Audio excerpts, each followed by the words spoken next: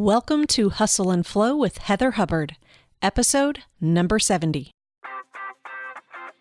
Hi, I'm Heather Hubbard, and I was a litigator, partner, and practice group leader at an AmLaw 200 firm. I know what it takes to rise to the top. I also know all too well the toll it can take on your personal life. So how do you shine bright without burning out? How do you embrace your ambition without selling your soul? You're listening to the Hustle and Flow podcast. Welcome back. I am your host, Heather Hubbard, and thank you so much for joining me today. If you've been listening for a while, you know that I generally batch my podcast episodes, which means I typically record an entire month at one time. That is always my goal. It makes my life much easier when I can just sit down and knock them out. I've gotten a little bit behind on that. Not really behind so much as it's not been working lately because I've been creating so many new things. And the way that I approach this podcast is I generally have different ideas. I have folders, idea folders with titles and other things I want to talk about. And then I kind of look at what's going on. What have I talked about recently? I try to make sure there is plenty of variety from the hustle part to the flow part to partners and associates, law firms, in-house counsel, and otherwise. And I come up with the topics, and then some require a little bit of research, not generally. And then I do very loose outlines, and then I just talk. That's not really been working for me recently because I just feel so drained. I'm having to use so much creative energy to develop new content that I don't have much left to give when it comes to the podcast. So I did come up with the topics for the month of May, and I did follow through the first 2 weeks, surprisingly. But the rest of the month, I'm kind of tossing in the air and just doing what feels good to me because, yes, I could have forced myself to continue with the topics that I had chosen. This week was going to be something that did require research, but I wasn't feeling passionate about it in the moment. And it is a topic that I generally get really fired up about. So I thought, what am I going to record on? Because I have to record something because, again, I'm now behind schedule. So I am leaving in the morning to go to New Hampshire. I'm the keynote speaker for the New Hampshire Women's Bar Association 20th year celebration anniversary at their symposium. And so I have to get this recorded. I have to get it out so that you can listen to it on Tuesday, which may be when you're listening to it. And so I was like, okay, I've got to record something, but what am I going to do? And what struck me was just sharing with you guys my creative process and talking about how we lack creativity in the legal industry and how I personally try to help people in my courses and my programs, especially like the retreats and Life and Law Live that we're doing in the fall, to really look at things from a different perspective. And generally, that's a more creative perspective. I think we have more breakthroughs that way. So I thought, you know what? Why don't I just share my creative process? I had actually posted on Instagram and Facebook last weekend, or I guess this past weekend, however you want to say that, doing some work for that keynote. And I had out the book Big Magic by Elizabeth Gilbert, as well as some glitter pens, a blank sketch pad, some colored markers, and I had shared that I was getting my creativity on. And so I thought, you know, that is, by the way, so not me. 5-10 years ago, you could not have paid me to do that. And I think sometimes people see me now and they're just like, oh, well, she's a creative person. She's just into that kind of thing. But that's not true. I do enjoy it, but I have to force myself to do it because the lawyer in me believes that it's childish, that it's silly, that it is girly. And so I have to fight against those stories and say, you know what, this actually helps me be creative. And when I'm creative, I have better content. I have better programs. And when I have better content and better programs, my clients, my audience, those of you listening get better results, which is the whole point. So that's what I'm going to do today. I'm going to break this down. I'm going to share with you my process. I'm going to give you some tips, but I want to start by just talking about why I think creativity is so important and why I think it's so lacking in the legal industry. All right, so I want you to think about growing up. Think about elementary school, high school. Were you a creative person? I mean, a lot of times we think of creativity as arts and crafts. I don't know. That's what I do. I think of arts and crafts, but there are a million different ways to be creative. Maybe you like to sing. Maybe you like to dance. Maybe you were in theater. Maybe you were in different sports, which, by the way, that's super creative. Maybe you enjoyed reading fiction. Maybe you enjoyed creative writing. Maybe you enjoyed school projects where you were building something. Maybe you were in a woodworking class, or you were doing graphic design, photography. It could be any number of things. Now, some people say they didn't do anything creative, and maybe that's true for you too. But I just want you to check in and ask yourself, what did you do growing up that was creative? And how did you feel doing those things? I mean, you probably had that childlike wonder, right? We only do things as children because it's fun, unless our parents or teachers make us do things. Otherwise, that's why we do it. That's why kids role play. They're just having fun. And it looks different. You know, I never played with dolls. I wasn't a big fan of Barbie or playing house. I don't know if I was born a feminist and was offended by those things or if that just was not my creative outlet. I don't know. But think about that. How were you creative? And then I want you to think about when it stopped. When did it stop? Did you just grow out of it, or was there more to it? For me, I used to love to play pretend, not with other people. I personally just liked my own stories. I wanted my own world. And I could do this for hours on end. I would basically create stories and then have a play, and I would play all the roles. I was the director. I was the screenwriter. Every single actor. I played all the roles. And, for my family and the friends of my family that would come over, sometimes they were also subjected to having to watch and listen to my plays. But I stopped doing that around 12 years old. I was in the 6th grade. I remember it quite well. That's when the neighborhood kids started making fun of me. It was not that I grew out of it. It was not that I grew old of it. It was because that was no longer acceptable behavior from my peers. And, I had other friends that were, we'll say odd, but, I think they were just super creative, but it didn't fit within the norms. It didn't fit within the culture of what was expected.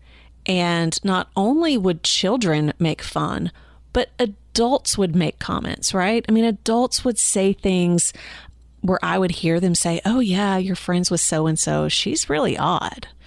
And so we learn these things as children. And so I just wonder, did you stop being creative and playful because you wanted to, or because you started to receive messages that that's not okay?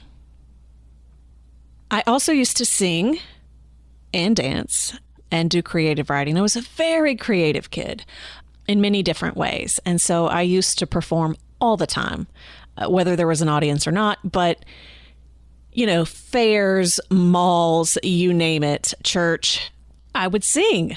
Anyone that would listen, I would sing.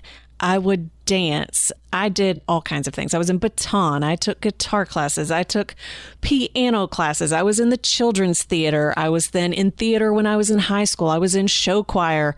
I was a cheerleader, which is kind of funny because the feminist in me doesn't like the fact that cheerleaders are really objectified. But I must say, I absolutely loved those years of my life and the relationships I made. And I love to dance and I love gymnastics. So I really got a lot of enjoyment out of it. But I stopped doing those things when I got to college. For me, I was super serious about college and there was just no time for play. And, some of you know this, some of you probably don't. I got married really, really young. That was not abnormal in Kentucky. But, when you get married really young and you go to college, I got a double major in 3 years. I could have graduated in 2.5 if I wanted to. I chose to extend it so that I could graduate in May and not December. I didn't really have extracurricular activities. I was all business. And I get that that was my choice. But again, it was as if I thought all of those other things were not very adult-like. Probably because of the messages I had received. And I didn't see other adults doing those things. I don't know about you, but when you were growing up, did you see adults doing those types of things? Or was that just for children? That's the message we received, whether it was said or not. And so with college, at that point, I think all that I was really doing was singing. But even then, it wasn't, with an exact program. It was just, I would sing all the time. But I would go and sing in recording studios and I would still sing in church. And then I got to law school and, I moved to Nashville. And one of the reasons I moved to Nashville was because I wanted to do entertainment law. I knew that I was a creative at heart. And even though it didn't show up in the form of arts and crafts or playing with dolls, and I knew that if I couldn't be in entertainment, I wanted to represent entertainment. But I still wasn't sure that I couldn't do that. Honestly, I would have been happy to have gone and performed on a cruise ship as opposed to going to college and law school. But again, messages. I had received so many messages that was not acceptable. So I go to law school, still thinking, well, I might still end up performing. Who knows? And so I actually would walk Music Row and I would hand out tapes. I mean, I learned from a very young age to just put yourself out there and just be rejected over and over and over again, which could be why, sales, even though I don't love it, I still do it because I know that's what's required.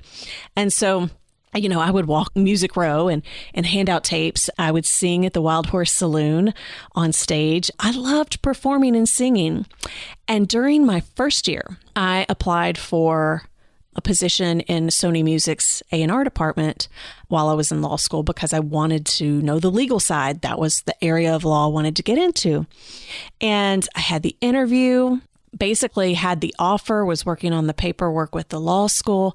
And then I got a phone call from Sony saying, we have on record in our A&R department, a few people said that they knew of you. And I'm like, okay. They were like, you sing, right? And I'm like, well, yeah, who doesn't sing in Nashville? It's Nashville, people. And they're like, yeah, but you perform at the Wild Horse and you've actually submitted material before. And there are people in our department that are familiar with that material, which should be a compliment, right? Like that they're listening to it and actually remember it. But what came next was you cannot be on the creative side and the business side simultaneously. You have to choose. And they rescinded the offer on the basis that I was on the creative side and did not disclose that to them. Now, I was not trying to get in Sony A&R's department to get a record deal. I was actually doing it because I was trying to get in on that legal side. And I was young at that point and didn't know to push back or know to, that they, that's not the end all be all. But again, if you know anything about my background, I didn't have contacts in law, entertainment, anything. So I just took their word for it and I stopped singing. I stopped performing at the Wild Horse. I stopped completely.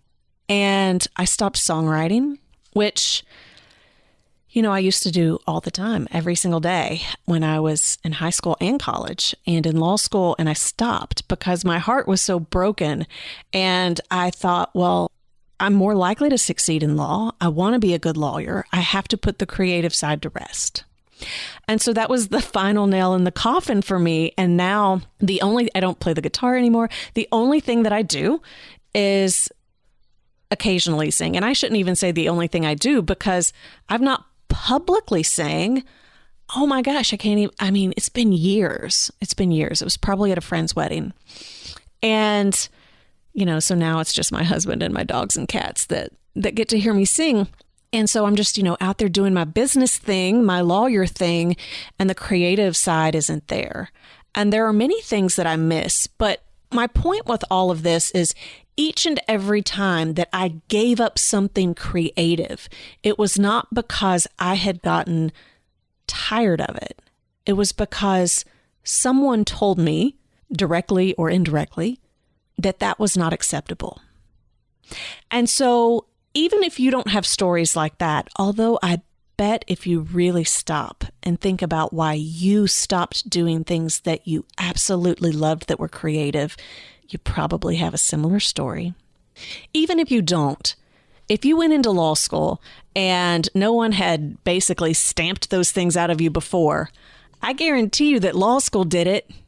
I guarantee that law school did it for you, because we're taught in law school not to be emotional. We're taught in law school to be logical and to be rational. And if you cannot explain something or justify something, then it's not valid. We're taught to be adversarial. We are taught to be confrontational, to always be negotiating, and to just be very hard-lined about things.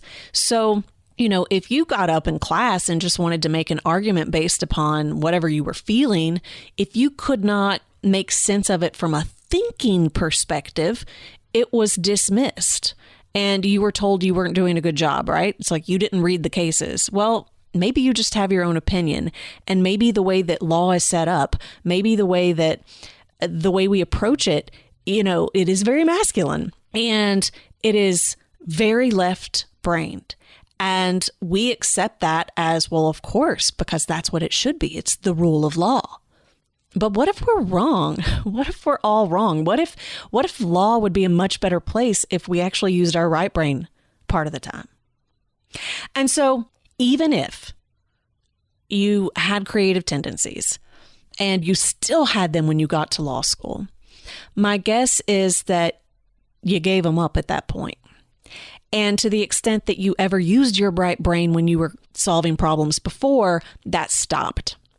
And then, you get into law firms, you get into companies, even if you're a judge, when you look around and, I don't know that it's fair, but if we're going to talk about stereotypes, generally you think of the left brain as masculine and the right brain as feminine.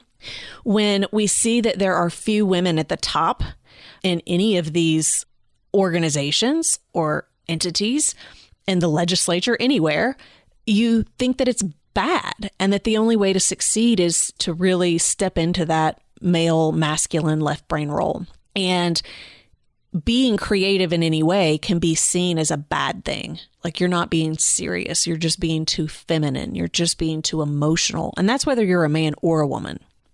But I think it really keeps us from coming up with really, really good solutions.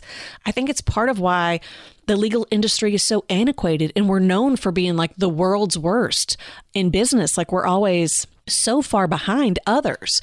Like we are certainly not innovators. And part of that's because innovation does not come from rational, logical thinking. It comes from creativity. When you think of Einstein, when you think of Edison, when you think of Tesla, they were some crazy fools. Like they were constantly just playing around with things and testing and being creative. And that's how they came up with answers. And they certainly didn't sit down and say, okay, let's map this out. Let's think this through and then we'll build it. I mean, to some extent, they were doing that with each test, but they were okay with the creative process. They were okay with thinking about things that weren't really documented in a way that made sense. And they were just exploring. They were just experiencing. And it led to amazing breakthroughs. We don't have amazing breakthroughs in law for the most part because we're not open to that. We are so linear. We are so logical. And even firms that say they are creative and they come up with creative solutions, no. Like that's on a sliding scale. Like what are you comparing that to? Lawyers that, are never creative at all? Then yeah, I'll give you that.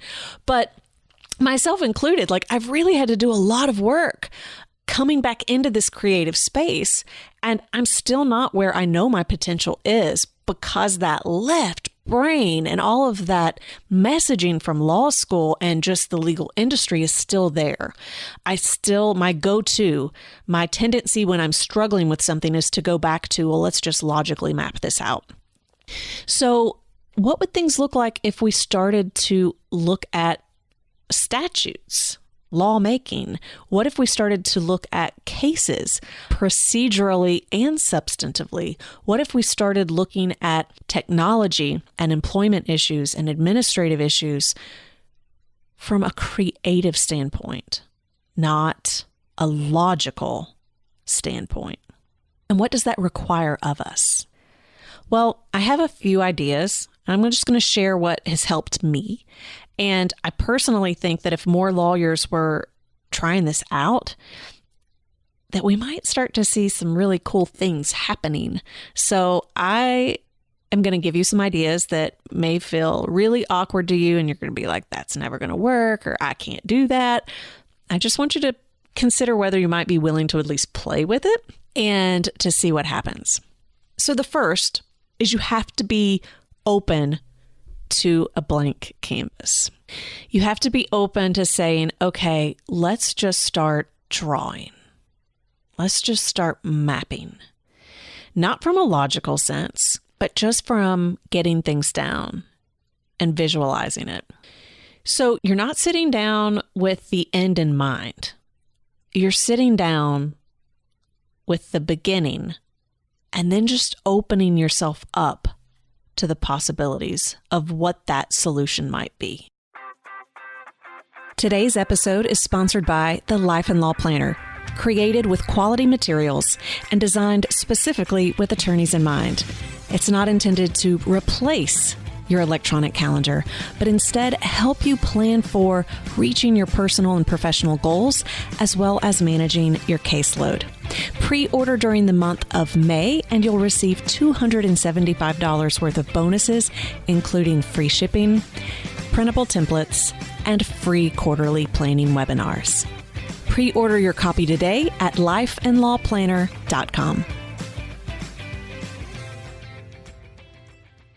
And for most of you, you're going to think, that doesn't even make sense. Or that's impossible, or that's overwhelming. Like I would just be sitting there staring at a blank page of paper. That's not going to work. And you might sit there and stare at a blank page of paper.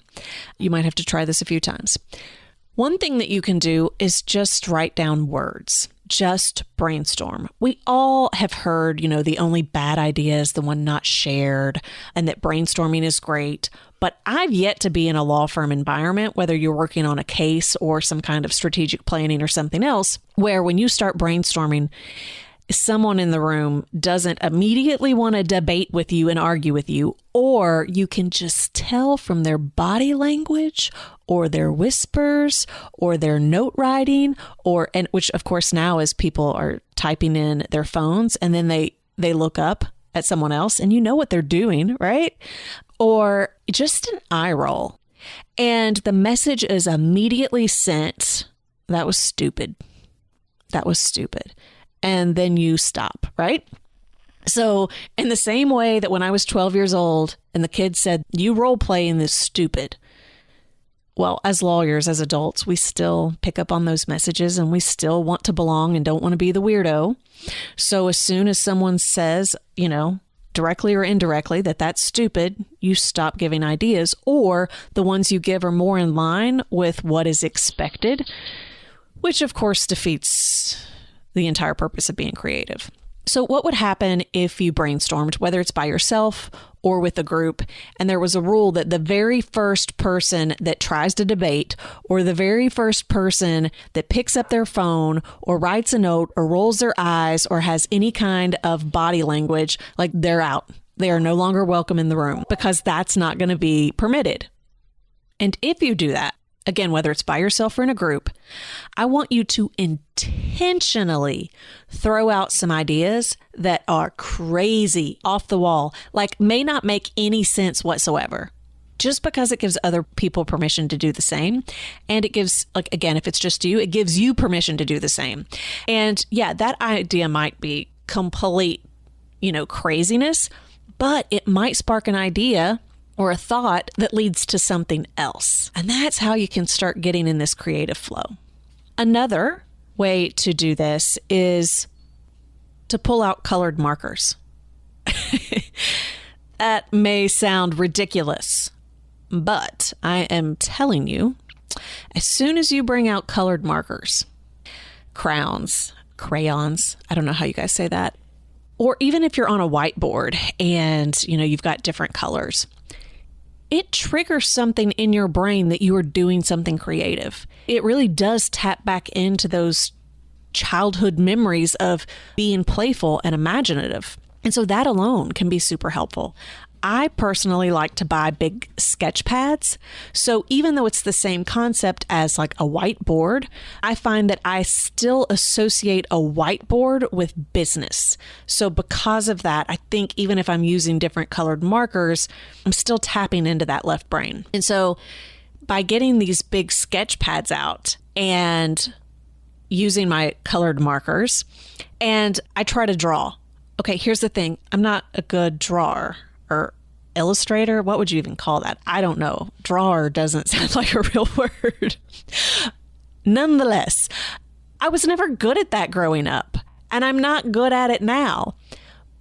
But just drawing and sketching things out, as opposed to using words and coming up with sentences and paragraphs and looking at it in a very linear way, helps my brain get into the space of being creative. So I draw things to represent what I'm thinking, and that act alone can get me creative. Now, another one, I love vision boards for the beginning of the year. I did an episode on that. You can go back and listen to it if you've not done yours for the year. That's a great way to get creative.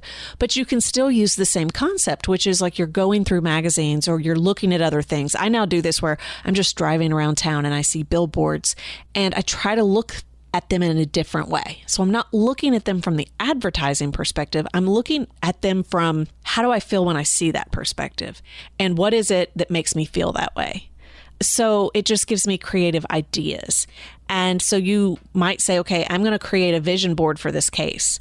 Again, if you follow my strategy and my instructions for a vision board, I know a lot of people don't, you don't try to create the vision board to match what you have in mind. It's an intuitive, creative process where you simply say, okay, I'm sitting down with this case. Here are all the facts I know. I'm just going to start going through these magazines and picking out words and pictures that represent what I think the solution might be. So I'm not looking for it, right? I don't have the solution in mind. I'm just looking for things that represent what it might be. And then when you create that collage and you step back and you look at it, it may or may not make sense at the beginning, but it starts to help that right brain open up to the process. Now, as Elizabeth Gilbert says in Big Magic, and as Stephen Pressfield says in The War of Art, both of them say this, you can't go into the process thinking, well, if I follow the process, I will get the result I want. Because that is not how creativity works. That is not how the right brain works. That's how the left brain works. But because that's what we want as lawyers, we want certainty, it can make us feel super uncomfortable and it can feel like a waste of time. But you kind of have to go in the process saying, I'm just going to play and explore. And I don't know what's going to happen. Like, I don't know what the end result is going to be.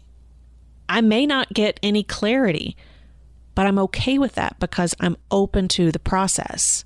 And the more you follow the process, you will likely get to a result that you like.